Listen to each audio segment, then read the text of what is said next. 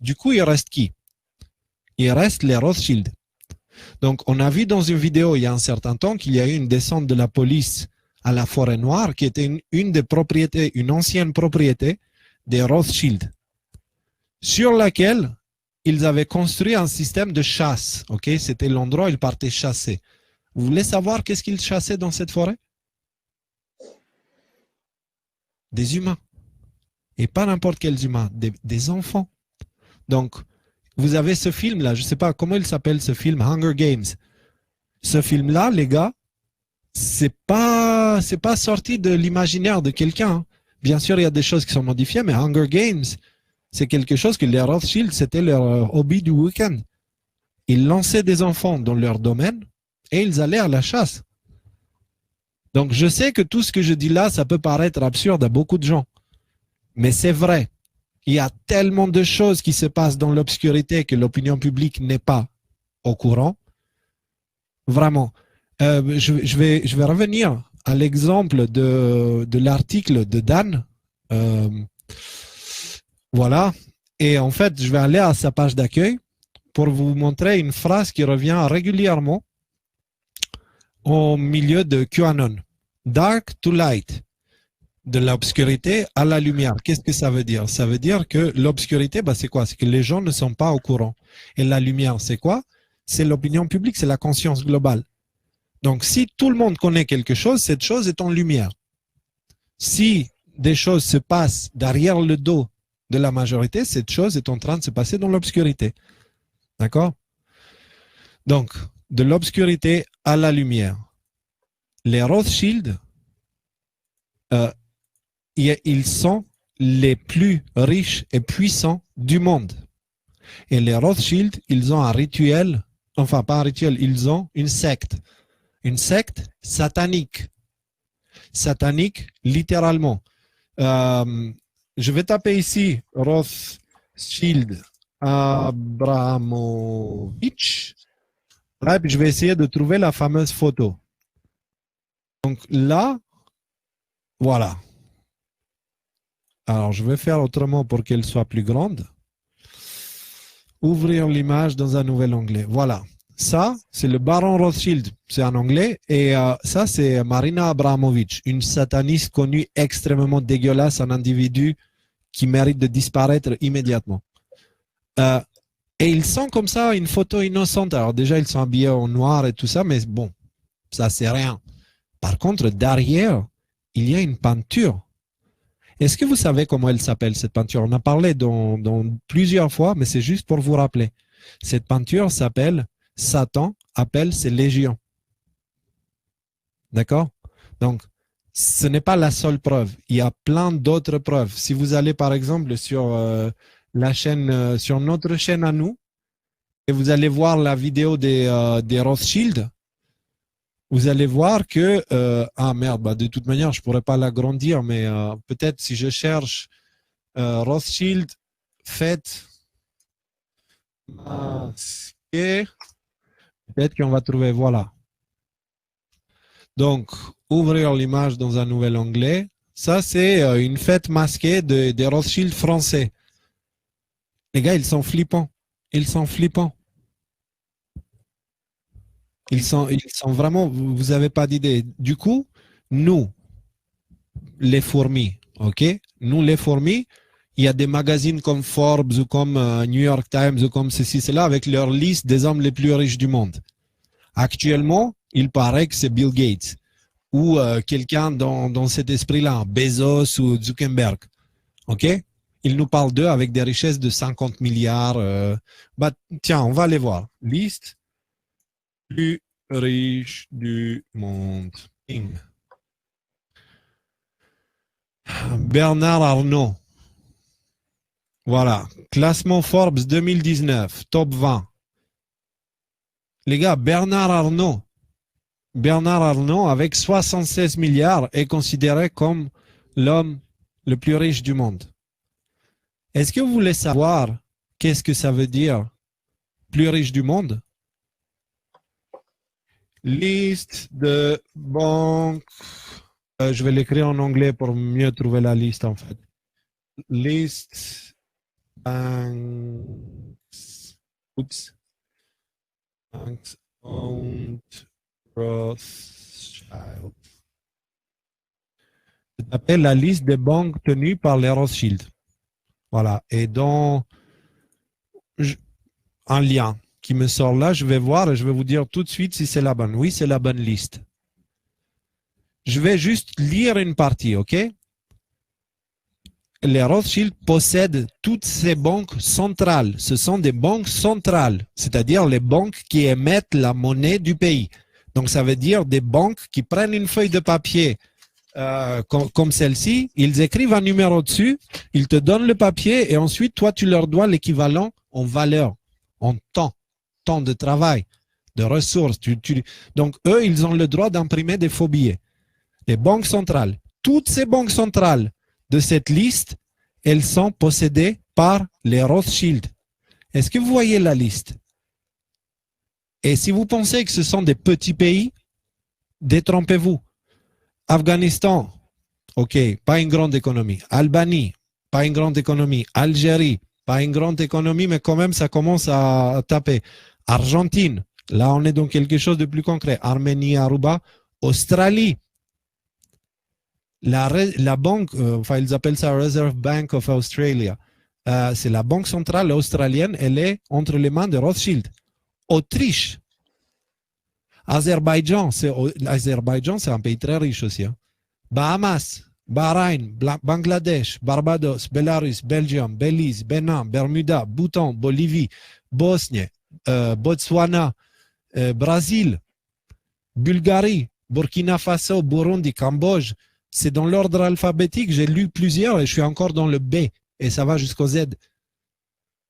Donc, eux, ils possèdent. Donc, ici, vous avez Canada, la Banque de Canada, dans les mains des Rothschild.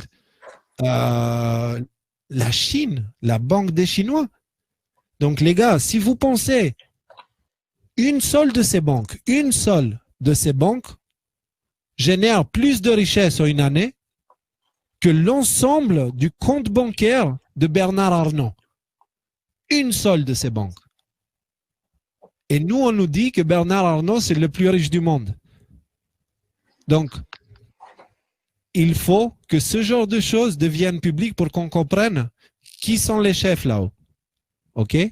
Donc, eux, c'est une famille. Et c'est une famille qui, depuis le début, ils ont mis la main sur le monde. Comment ils ont fait? Donc, déjà, et leur histoire commence dans les 1600, 1700 et ils avaient une certaine mentalité un peu chelou. Ils sont descendants d'une certaine tribu qu'on va peut-être, pas tribu, mais d'une certaine...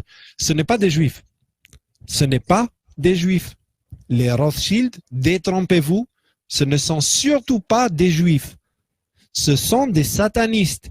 Rien à voir avec le judaïsme. Donc, si vous dites, ah, les juifs, ceci, parce que les Rothschild sont juifs, là, vous êtes en train de montrer une mauvaise volonté, comment tu dis, vous n'êtes pas honnête intellectuel. Non, non, c'est une malhonnêteté intellectuelle. Rothschild ne sont pas juifs. D'accord? Les Rothschild sont des satanistes. Point.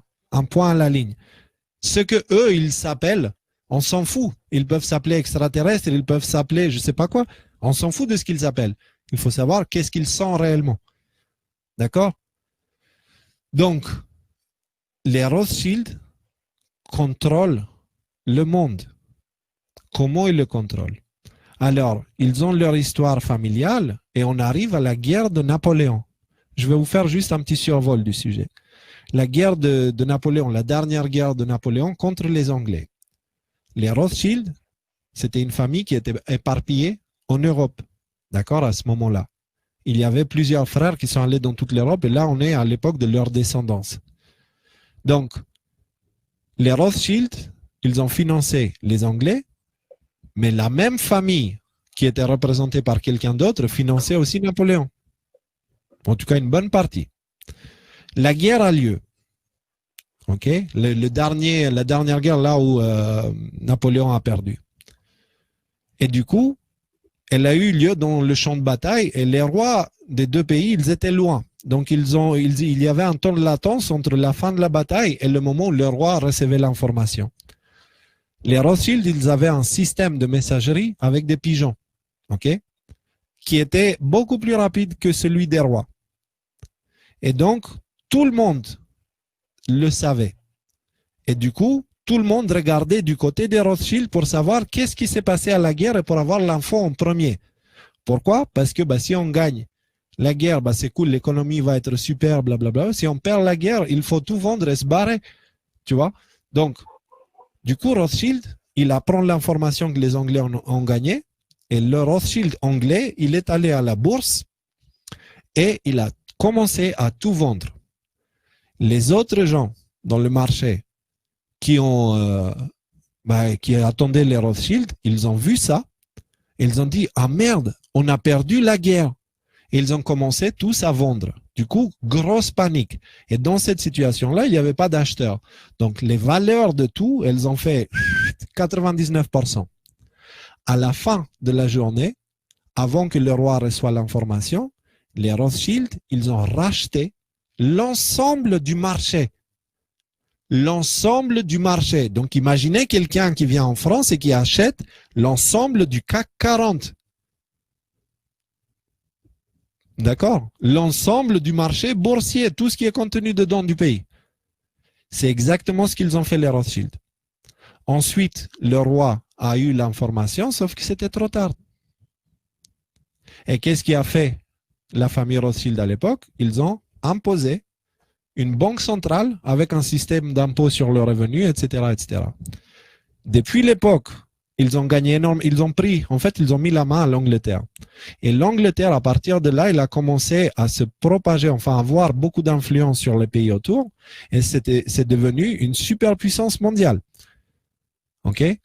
Donc, cette superpuissance mondiale, elle a été utilisée pour imposer le système de banque centrale ailleurs dans le monde aussi. Entre autres aux États-Unis avec le système de la réserve fédérale. Les Rothschild ont essayé d'imposer ce système de banque centrale pendant plus de 50 ans. OK? Et ils ont réussi en 1913, je crois, ou 12 ou 13, je ne sais plus, par là. Et par Woodrow Wilson, si je ne dis pas de bêtises, c'est lui qui a voté, enfin qui a signé pour ça une nuit de Noël, voilà, classique politique, toutes les lois horribles, elles passent dans des moments où les gens ne regardent pas.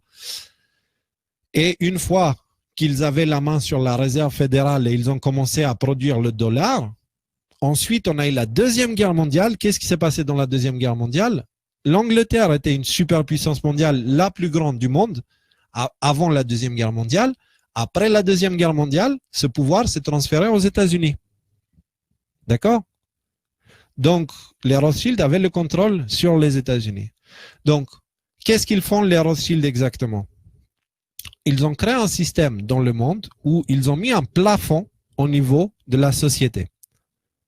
Au-delà de laquelle, c'est-à-dire tu montes les échelles de la société, donc tu as ton premier 100 000 euros, ensuite tu as ton premier million, ensuite tes premiers 10 millions, pour ceux que ça intéresse l'argent. Et du coup, parce qu'aujourd'hui, la société, elle nous juge par rapport à nos comptes en banque, d'accord? On est ça. Et aussi l'influence qu'on a à l'opinion publique. Donc, si tu voulais avoir accès au pouvoir, il y avait un moment dans l'évolution par rapport à cette échelle de société où il y a un plafond au-delà duquel soit tu fais partie d'eux, soit ils te tiennent à coup de chantage, soit tu ne passes pas et tu finis assassiné, tu disparais. Il n'y a pas d'autre choix en fait. Donc ça veut dire quoi? Ça veut dire qu'actuellement, enfin jusqu'à aujourd'hui, tous ceux qui allaient tout là-haut, 99% du temps, ils étaient corrompus. Soit ils faisaient partie du réseau volontairement, c'est-à-dire ils étaient sous les ordres des Rothschild, volontairement, soit il l'était parce qu'il n'avait pas le choix, parce que les Rothschild tenaient des cassettes ou des choses, des preuves les incriminant, et du coup, il les faisait chanter. Donc, l'élite, elle est composée uniquement de ce genre de personnes. Après, vous avez des individus comme Michael Jackson, que lui, il ne faisait pas partie de ça. Mais historiquement, on peut se rappeler que Michael Jackson, on lui a pourri la gueule. Et Michael Jackson, il chantait pour la planète, il chantait pour les enfants, il chantait pour nous.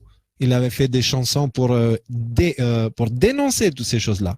Il y a des chansons de Michael Jackson qui parlent clairement de la CIA pour dire qu'ils sont corrompus. Il y a des chansons de Michael Jackson qui parlent des enfants, ok, qui parlent des injustices et qui essayent de nous réveiller d'une manière très directe, qui parlent de la manipulation médiatique, ok. Et l'ironie du sort, c'est que on accusait Michael Jackson de pédophilie. Alors que les accusateurs, c'était eux les pédophiles. Vous comprenez?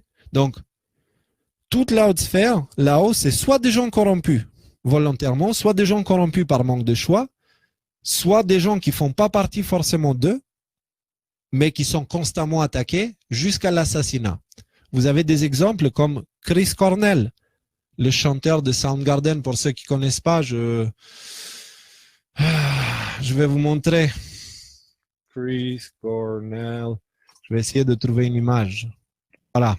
C'est lui, c'est un chanteur. Il a fait vraiment super musique aux années 90 et un peu aux années 2000 aussi. Chris Cornell avec Chester. Alors, comment ça s'écrit, je ne sais plus. Oui, voilà. Chester Bennington, qui est le chanteur de Linkin Park. OK? Donc, ces gens-là, tous les deux, ils étaient très influents au milieu de l'opinion publique. D'accord? Ils étaient devenus vraiment les ultra stars dans le milieu musical, dans le rock.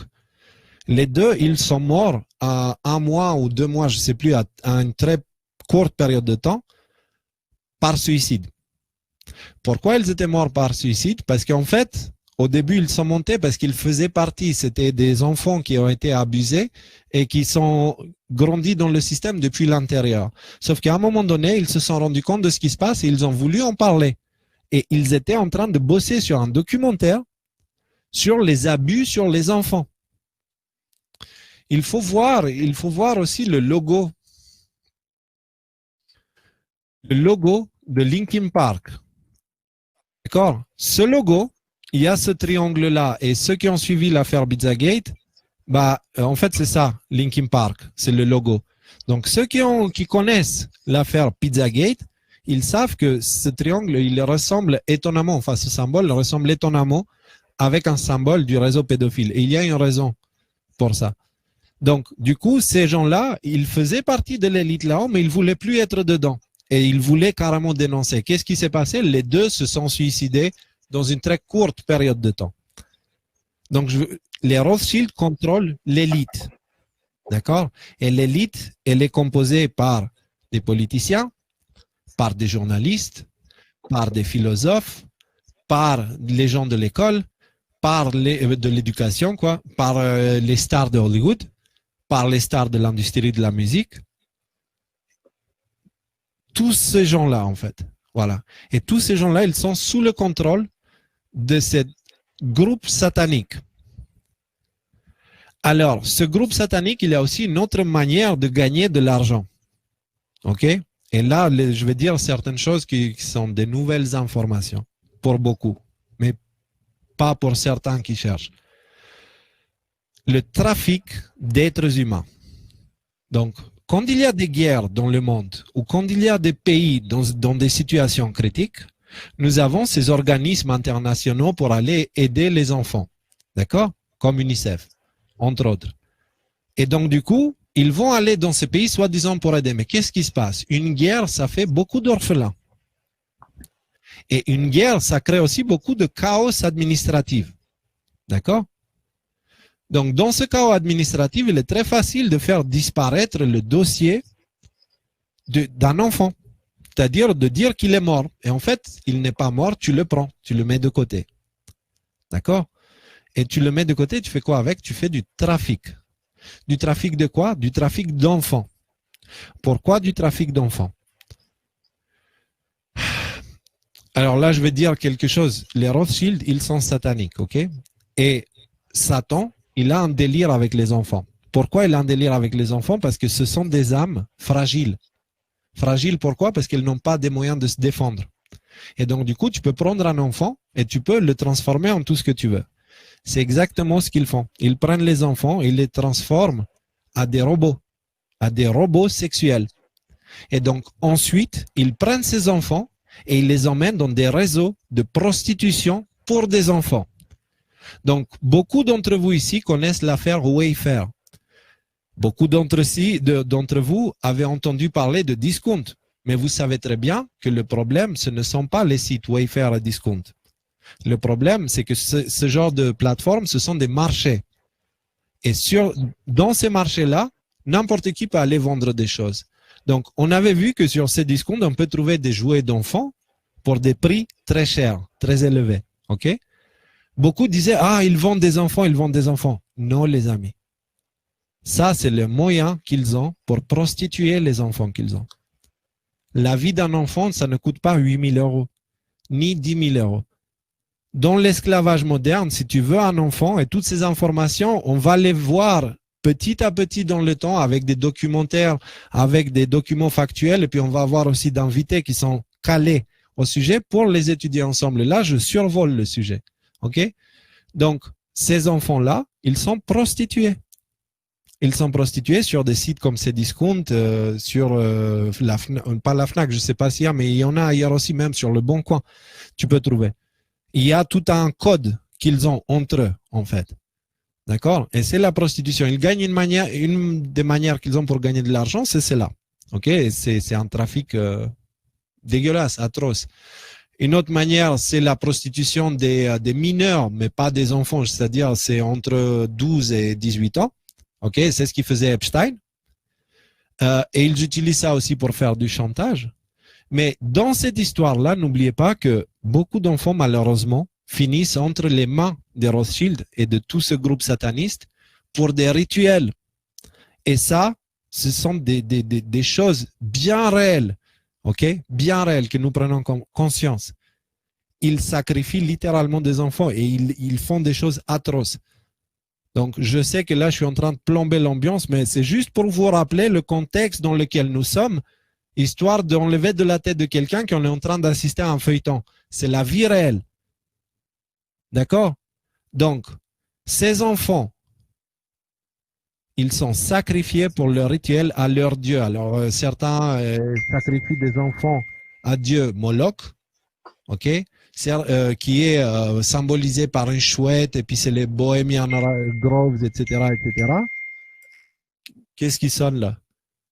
Non, c'était Pépi. Désolé. Et du coup, bref, je vais prendre ça comme un signe pour dire que je ne dois pas aller plus loin dans ce sujet-là. Du coup, vous comprenez un petit peu. Vous comprenez aussi pourquoi ça ne sert à rien de parler de ces discounts et de dire que ces discounts fait ça, parce que ce n'est pas ces discounts en vrai. Alors, je ne sais pas s'ils sont au courant, j'ai aucune idée, je n'ai pas envie d'accuser pour rien. Mais par contre, si on dénonce ces discounts, ben, ils vont partir de ces discounts, ils vont aller ailleurs. Donc, c'est pas ça qu'il faut faire. Il faut vraiment, là, faire un travail sérieux et faire en sorte à ce que ces enfants-là, on puisse les sauver, on puisse les trouver et les sauver. D'accord? Une autre manière, bien sûr, on parlait des avortements. Ben, les avortements, pour eux, ça représente énormément d'argent parce que les femmes qui avortent, elles pensent que le fœtus, il est aspiré, il est jeté. C'est faux. Il est utilisé par la médecine. Il faut savoir qu'il y a des pays dans le monde où on peut avorter jusqu'au 9e mois. Et ça va aussi arriver en France. Rappelez-vous la loi bioéthique, où c'est le médecin qui va décider si tu peux garder ton enfant ou pas. La loi bioéthique, c'est ça. En plus du transgénisme et des chimères et tout ça. Donc, les amis, ce n'est pas un jeu. Ce n'est pas un jeu. Oui, on parle ici, oui, on dit que la guerre est gagnée parce qu'elle est réellement gagnée. Mais pourquoi elle est gagnée? Parce que c'est écrit. Mais pour que la prophétie se réalise, il faut qu'on se bouge. D'accord? Et aussi parce que la tête de la prostituée, elle est coupée, en fait, on va dire que les Rothschild et le diable, bah, le contact, ça passe plus, ça marche plus. D'accord? Donc, actuellement, la guerre, elle est de ce genre de nature. Il faut vraiment être conscient que la véritable guerre aujourd'hui, c'est le bien contre le mal.